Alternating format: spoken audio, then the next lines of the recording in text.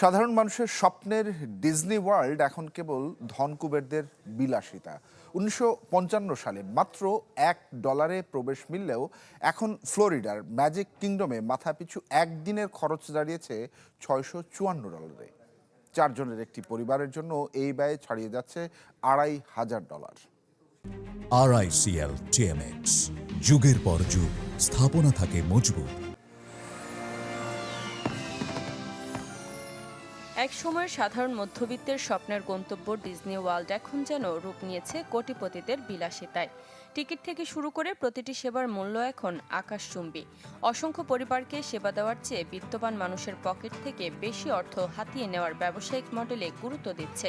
ফলে পার্কে দর্শনার্থীর সংখ্যা কমলেও ডিজনির আয় এখন রেকর্ড উচ্চতায়। খরচের হিসাব বিশ্লেষণ করলে দেখা যায় ম্যাজিক কিংডমের একদিনের টিকিটের দাম $209। এই টিকিট কেবল পার্কে প্রবেশের সুযোগ দেয়। ডিজনি লাইটনিং লেন মাল্টিপাসের জন্য জনপ্রতি খরচ $45। এক বছরেই যা বেড়েছে 55%। দ্রুত রাইড পেতে চাইলে চালু করা হয়েছে লাইটনিং লেন প্রিমিয়ার পাস, যার জন্য পার্ক ভেদে বাড়তি $449 পর্যন্ত গুনতে হচ্ছে। অর্থাৎ খাবার বা কেনাকাটা ছাড়াই একজন দর্শনার্থীর খরচ $658। গত এক দশকে ডিজনিল্যান্ডের টিকিটের দাম বেড়েছে 126%।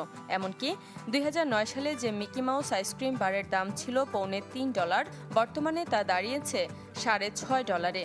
4 জনের পরিবারের ডিজনির সবচেয়ে সাশ্রয়ী ট্রিপের পেছনেও প্রায় $6,000 বা বাংলাদেশি মুদ্রায় $7 লাখ টাকার বেশি খরচ হচ্ছে। বিলাসবহুল ভ্রমণের ক্ষেত্রে এই অঙ্ক ছাড়িয়ে যাচ্ছে $15,000। পরিস্থিতি এমন পর্যায়ে পৌঁছেছে, বাচ্চাদের মিকি মাউসের সাথে দেখা করানোর জন্য কিস্তিতে টাকা পরিশোধের সুবিধা দিচ্ছে পার্ক কর্তৃপক্ষ। সময়ের সাথে সাথে ডিজনির টিকিটের দাম প্রতি বছরই বেড়েছে, যা মুদ্রাস্ফীতির হারকেও ছাড়িয়ে গেছে। সব মিলিয়ে ওয়াল্ট ডিজনির সেই আদর্শিক জায়গা যেখানে বাবা মা এবং সন্তানরা একসাথে আনন্দ করবে, তা এখন জটিল এক গাণিতিক ছকে বন্দী হয়ে পড়েছে।